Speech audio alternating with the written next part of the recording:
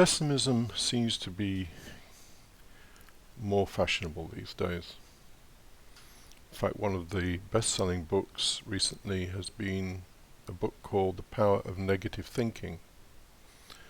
And within that book, lots of facts and statistics are presented, which show that people who are pessimistic, who think negatively about outcomes, are generally more successful.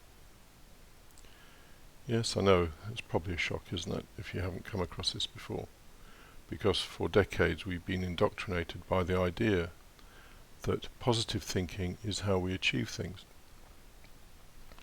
The reason that negative thinking is more successful than positive thinking is because people who think negatively anticipate problems. They're not naive about the world. They expect that problems will occur and they prepare for them in one way or another. Of course, there are always problems that you can't anticipate, but at least they're prepared for some of them. Whereas the optimist believes that everything will go well and so is prepared for nothing and fails more easily. That's the hard fact of it. And yet there is resistance to the whole idea of thinking negatively. Largely conditional, largely brought about by what we have been told and what we have read over the past decades. In fact, the whole thing started probably the beginning of the 20th century with people writing books about the key to success and these kind of books. As the American dream started to manifest, so people believed that if you had the will, you could achieve. It isn't true. Most success is based on luck. If you want a good treatment of that, then read Nicholas Nassim Taleb, and particularly The Black Swan, where he talks about many of the successful people he's come across in life who are successful just because they've happened to be lucky. And certainly, in my experience, because I once was in the world of business, business people tend to be successful because they're lucky and because they're criminals. And you're either one or the other, or maybe both, and that's the way it works. So any naive budding entrepreneurs out there, you either need to be lucky or you need to become a criminal. Oddly enough, that latter fact was communicated to me by someone who was 10 years my junior. It was quite embarrassing, really. I was 35, I was starting a business, and he said, "What are you doing?" I said, "Well, I'm building a business." He said, "Don't you know that the only successful business people are criminals?" He didn't look to me like the kind of guy who would have that knowledge buried in his psyche, but he did come from the east end of London, which once upon a time was a fairly infamous environment for criminal types. So maybe he knew a thing or two. Anyway, to get to back to the main point, which is pessimism. Now, there's a whole reasonably new genre of philosophers called the pessimist philosophers. Émile Cioran is probably the best known of those, and in fact his surname is pronounced Cioran or Quaran, depending on whether you pronounce it in Romanian, which is where he came from, or French, which is where he lived in France. Anyway, he said things like, "I know that my birth is fortuitous, a laughable accident, and yet, as soon as I forget myself, I behave as if it were a capital event, indispensable to the progress and equilibrium of the world."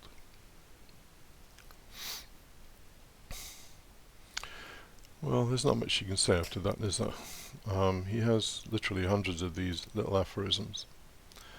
And another one, for example, is, "In the deepest part of yourself, aspire to be as dispossessed, as lamentable as God." There's deep wisdom in that. And it may sound as though pessimism is a recipe for depression, but actually it is not. It's actually a recipe for happiness, and it will take some time to explain that. In fact, a character called Alain de Botton, and I'm sure you don't pronounce his surname like that, but I think it's Botton, has a very good video on YouTube. In fact, I'll put a link to it below, dealing with pessimism and how it makes people happy. Not what you expect, is it? Because when we're optimistic, we set ourselves up. We set ourselves up for failure. Because the world takes no account of your wishes or desires. The world will go the way it goes, and if it happens to be in tune with your own wishes, then you do well, and if it's not in tune with them, then you get disappointed. And there is nothing more corrosive and damaging than positive self-help books. Again, watch the video I've just mentioned, and that will be explained, and I'll get to it myself if I get a chance. Let's have a look at what some people have said that we would view as pessimistic. Gurdjieff, for example, said that nature treats all its created creatures essentially as creatures to be slaughtered for a purpose.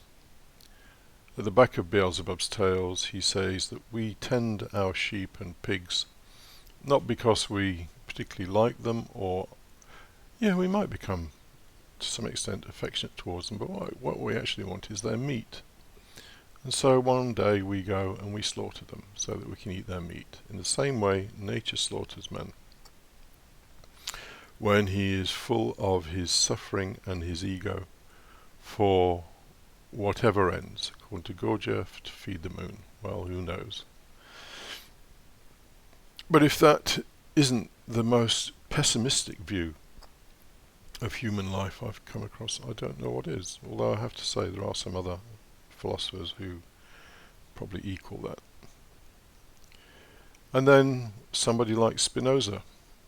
Spinoza seems like a very amiable, mild-mannered philosopher.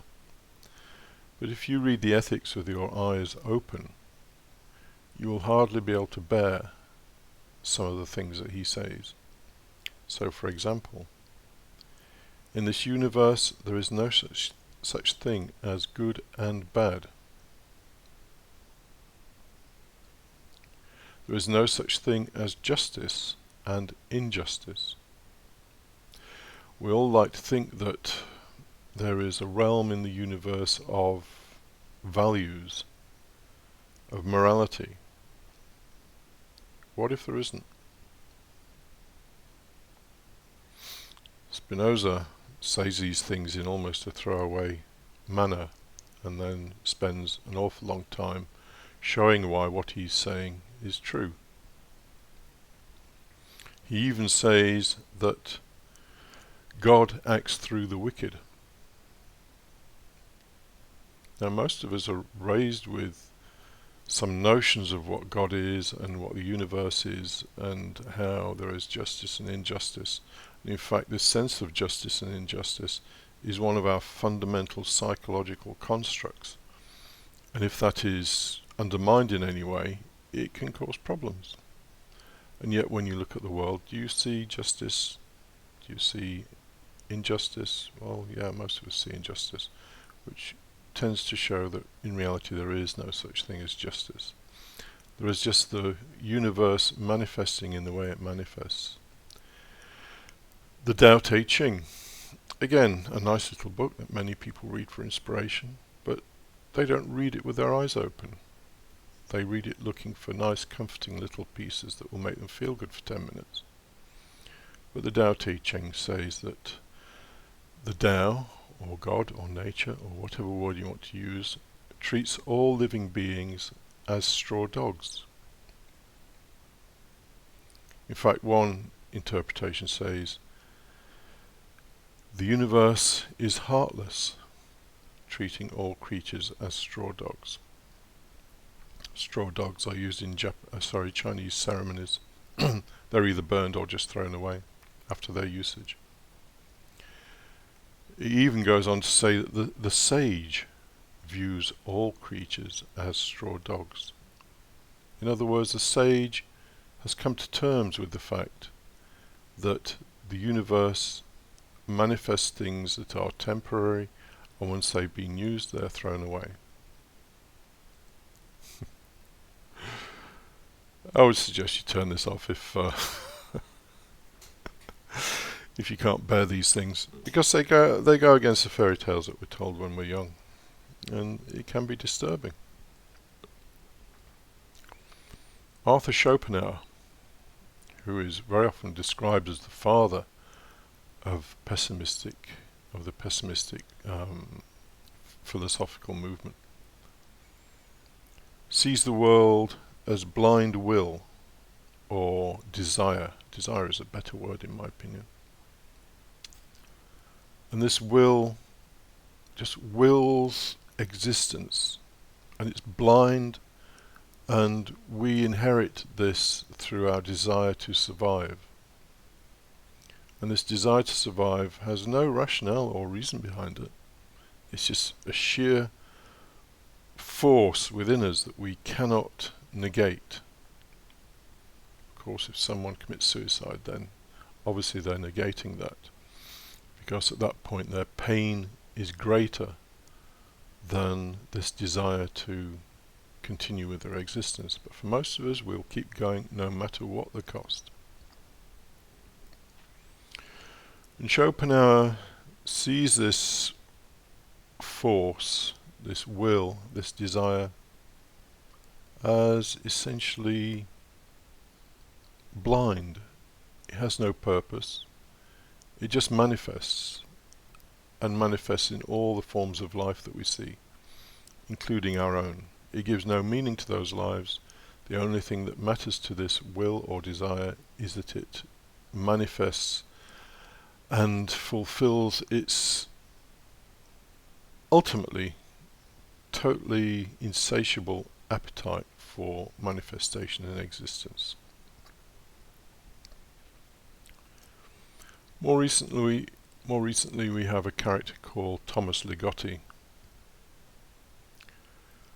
who has written a book called The Conspiracy Against the Human Race. The main theme is that just as in prehistoric times, some creatures evolved which were actually just not at all suitable for existence. So one example is a very large deer that had antlers that were so heavy that it pulled its head down. And of course, these worked against it in the end, and the only way that it could possibly have survived into the future was if somehow it could have destroyed part of its genetic propensity to continue growing these antlers to a size where they were totally useless. Well, in man, he sees that consciousness is one of these genetic or these evolutionary overshoots. We don't need consciousness to exist in this world. We don't need to be able to reflect on things to exist in this world. Look at the animals are not conscious of their existence. They are their existence, but they're not conscious of it. With man, we can reflect upon our existence, and because we can reflect upon it, we can reflect on some fairly unpleasant things, such as the fact that we're going to die at some point in the future, or the fact that we may suffer in various ways, or that the people that we love will cease to exist. If we had no reflective consciousness, then we couldn't contemplate these horrors. But because we have developed this reflective consciousness, then the world of horrors opens up for us. If you want a very good explanation of this, then I suggest you would look at the very first episode of the first series of True Detective. In fact, the first series is just a wonderful thing. and is heavily influenced by the works of people like Ligotti and Swarrow.